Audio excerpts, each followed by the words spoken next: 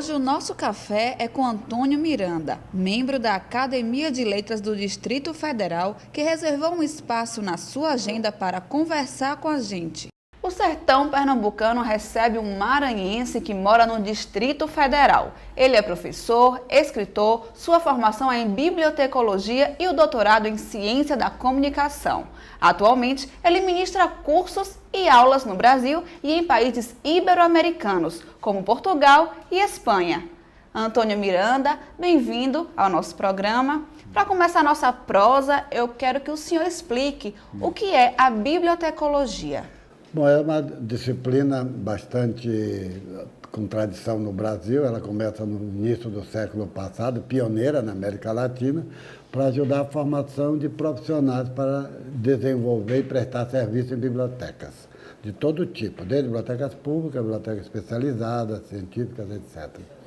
Além de escritor, o senhor também é escultor e dramaturgo. Como surgiu essa relação do senhor com esses outros tipos de artes? Começou muito jovem. Eu nasci no Maranhão, que é uma terra de poetas. Desde criança estou envolvido com a literatura, sempre me interessei. Mas muito jovem eu fui para o Rio de Janeiro e lá vivi em galerias de arte, no Museu de Arte Moderna do Rio de Janeiro, frequentando o círculo de teatro, não? O pessoal daquelas vanguardas musicais da época, e segui acredito que uma vocação. Não é? Então, comecei a escrever poesia desde muito jovem. Hoje o senhor trabalha com tipos de tecnologia para a produção da poesia visual. Explica para quem está nos assistindo agora o que é essa expressão. Eu comecei nos anos 50 com o movimento do concretismo, lá no Rio de Janeiro, de Décio Piatari, os irmãos Campos. Me interessei por aquele novo tipo de poesia. Depois eu fui embora do Brasil e fiz exposições na Argentina, na Venezuela. E hoje em dia, com o advento das novas tecnologias, nós começamos a fazer uma poesia cibernética, levada para os meios de comunicação, mais da web, né? E via internet. E é o que nós estamos fazendo agora. E eu vim aqui à cidade justamente para ministrar uma palestra mostrando a tipologia desse tipo de poesia desde as suas origens. Porque ela não é nova, ela começa lá com os gregos, começa com os persas, começa com os chineses. Na década de 60, o senhor escolheu se exilar para poder se dedicar mais à literatura. Como foi essa fase da vida do senhor? Era uma época muito difícil, a ditadura militar. Eu estava já sabendo que em qualquer momento ia ter problemas sérios, ganhei uma bolsa de estudos para estudar em Caracas, na Universidade Central da Venezuela.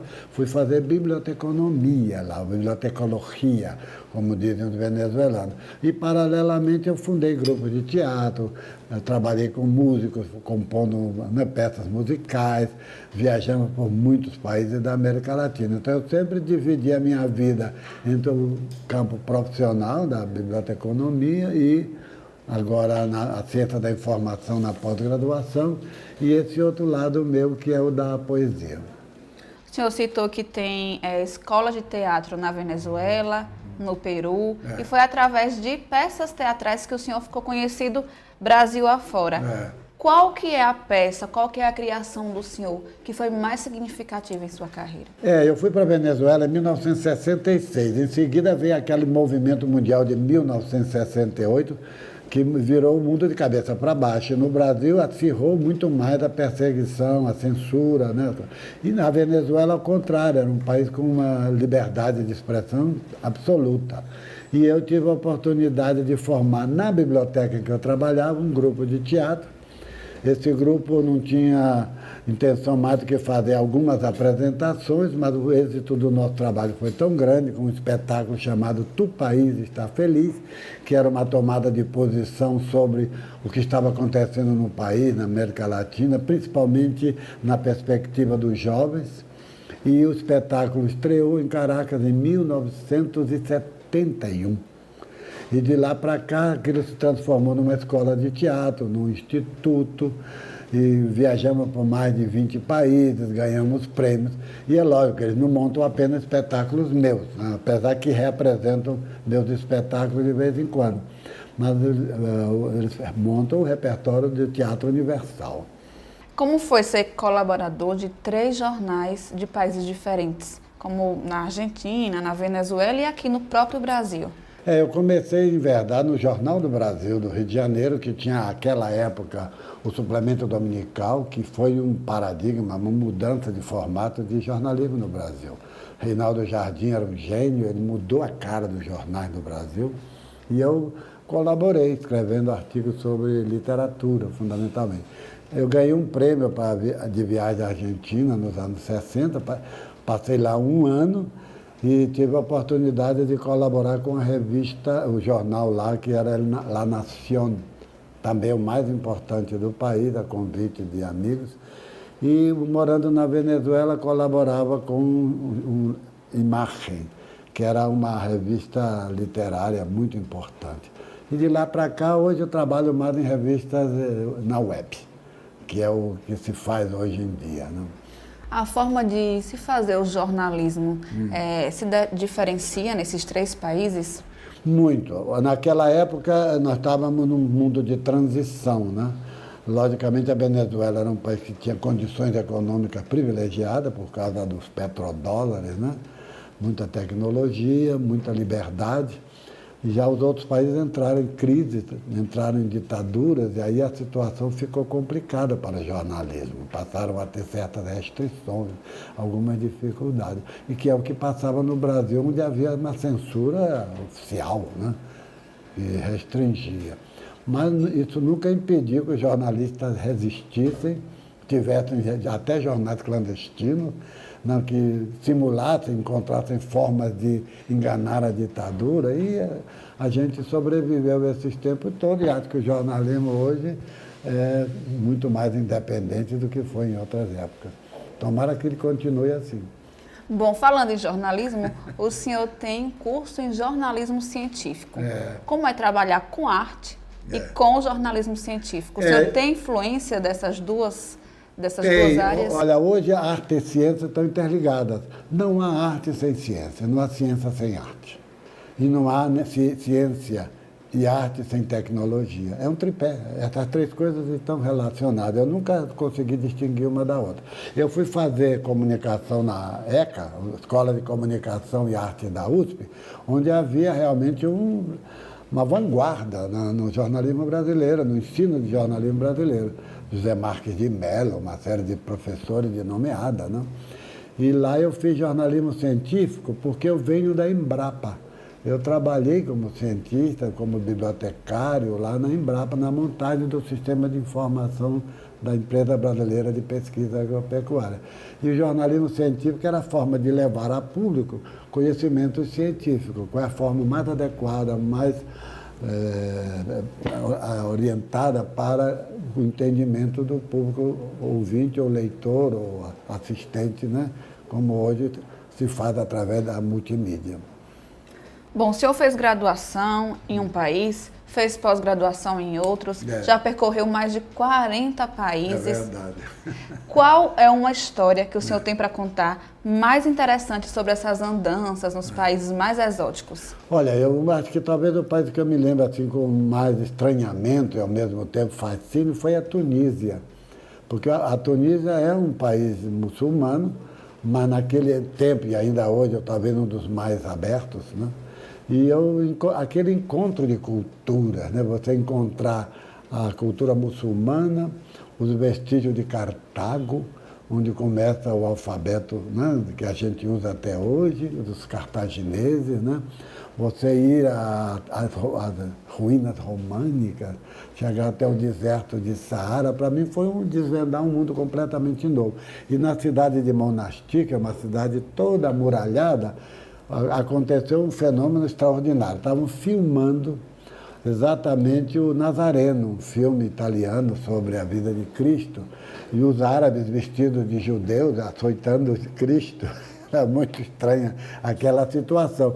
E eu até fiz um poema um pouco burlesco, porque, ao final, o diretor deu cheques para aqueles chamados extras, que faziam o espetáculo, e eles correram para o supermercado para a multiplicação dos pães, comprando produtos no supermercado. É uma coisa bem moderna de um fato bíblico, não é? E qual é o país que mais se aproxima do Brasil? Olha, eu acho que é a Venezuela, porque é um país mestiço. A gente vai ao Peru, a gente sente que há ali uma hispanidade, há uma cultura indígena muito forte, a coisa do México, a Argentina é muito europeia, né? Tem pouca miscigenação. O Brasil é um país mestiço de todas as raças do mundo, né? Dependendo das regiões do Brasil, mas o brasileiro é mestiço, né? E a Venezuela também. A Venezuela é um país de imigrantes, muitos portugueses, muita gente da África, indígenas. Então você não sente guetos raciais como vê em outros países. Aqui todo mundo é misturado, todo mundo é assimilado numa cultura mais geral. Uma espécie de geleia geral, como se diz no Brasil. De todas essas viagens que o senhor já fez, como é que o senhor avalia o acesso à cultura e às artes aqui no Brasil?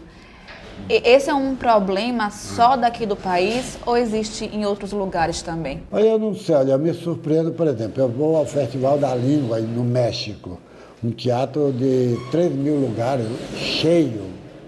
Eu vou ao Festival de Poesia de Medellín, em praça pública, lá num parque, com 10 mil pessoas, até debaixo de chuva.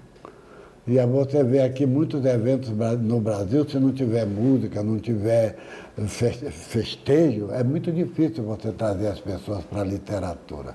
Eu acho que é mais fácil conquistá-lo hoje em dia pela internet, grupos mais fechados, do que efetivamente esse tipo de eventos abertos. A gente não tem uma disciplina. Eu estive, por exemplo, em Córdoba, na Espanha. Eles estão lá, um festival durante anos, formaram um público. Todas as sessões eram com um público multitudinário, muita gente assistindo. Nós temos algumas dificuldades. Lógico que há exceções, né?